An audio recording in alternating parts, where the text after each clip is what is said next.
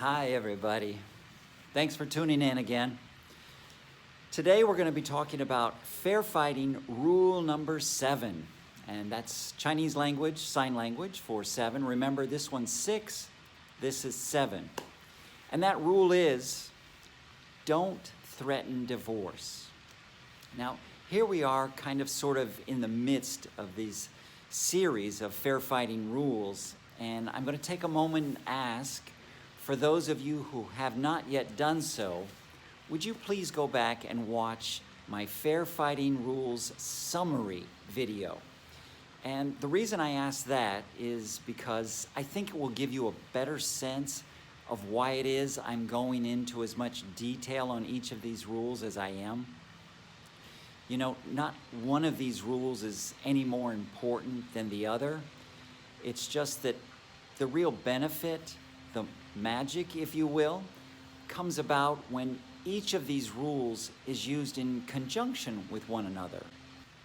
Please trust me when I tell you that I am not advocating that all marriages and partnerships must stay intact at all costs. That is not the intent of this video. Life is relatively short, and each one of us deserves to live a safe, happy, fulfilling life. But something brought the two of you together initially. And if it's possible to build upon, to strengthen those original bonds, that's what I would like to encourage you to do. My videos focus on communication issues. And if that's where you think your relationship problems stem from, well, then it really behooves you and your partner to educate yourself on different communication techniques. You know, some educational paths might include reading books and articles on the subject. Professional counseling is also an excellent educational technique, as well as watching YouTube videos, just to name a few suggestions. However, I would discourage you from getting relationship advice from family and friends. There are some potential hazards there. Most notably is that people that are close to you tend to be biased, either towards you or towards your partner. And as a result of that bias, they are not going to be able to offer you a balanced approach. Speaking from a personal standpoint, and I know this is an exaggeration, but it seemed to me like nearly every single disagreement between my wife and I, big or small, it had to include a threat of divorce by my wife. And this went on for countless years. And it wasn't until professional marriage counseling that was brought to an end. Honestly, I don't know what was said. I believe that advice must have been given during a one-on-one counseling session with my wife. I do take notice that she doesn't do it anymore, and that is another piece of the communication puzzle that is helping to build strength in our relationship. Threat of divorce, or threat of anything in general, can evoke any number of emotional reactions in the person being threatened. For example, anger, anxiety, depression, embarrassment, guilt, jealousy, loneliness, sadness, shame, just to name a few. I honestly don't know if the person making the threat is aware of how powerful their statement comes across. I mean, I do understand they want it to be a powerful statement.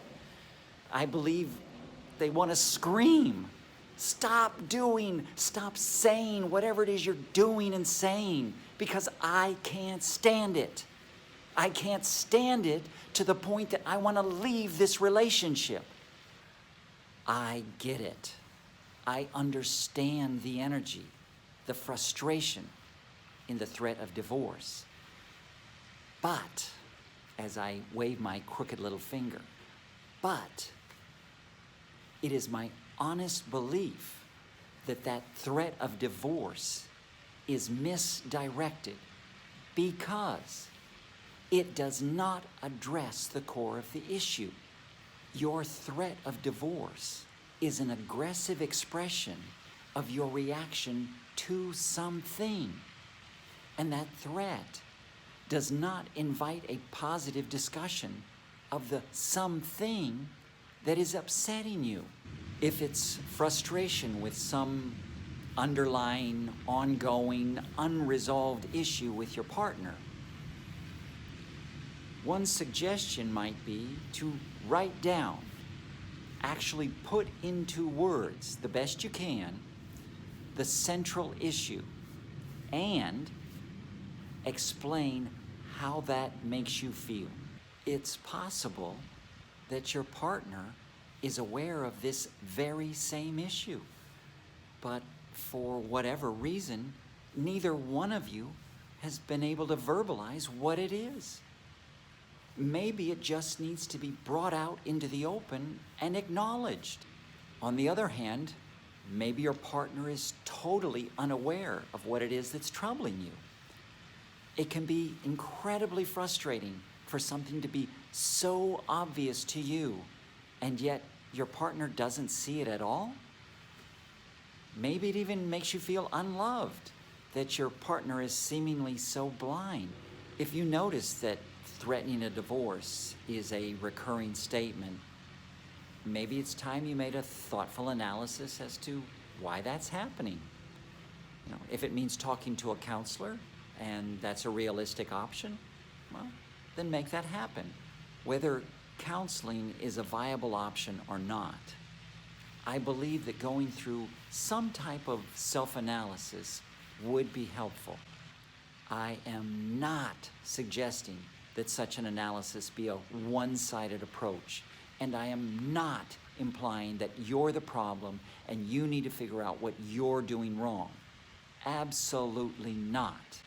By the same token, I am not suggesting that you turn this into a general attack on your partner either.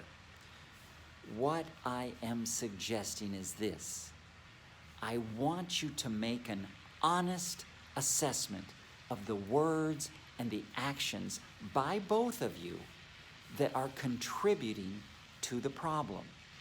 Because writing down your thoughts and editing the words is a productive process.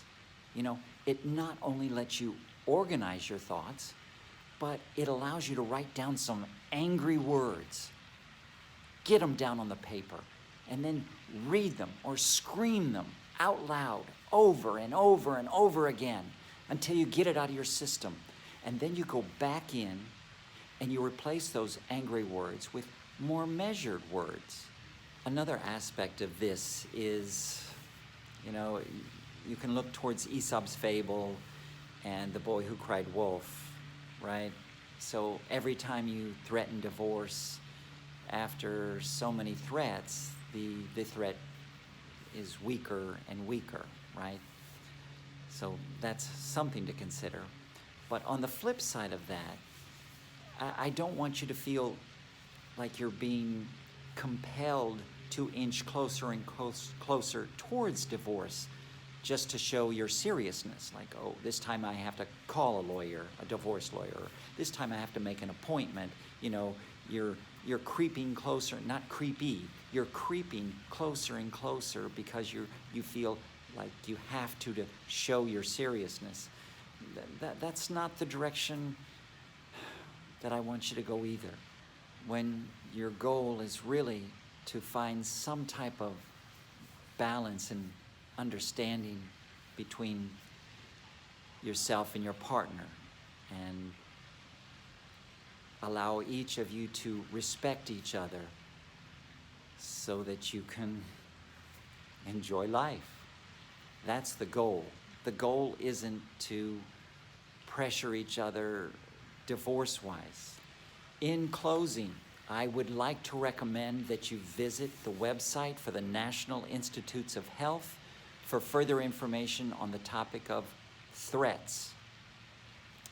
Well, that's all I've got for you this time. I hope you got something beneficial out of this. Thank you very much for your audience. See you next time.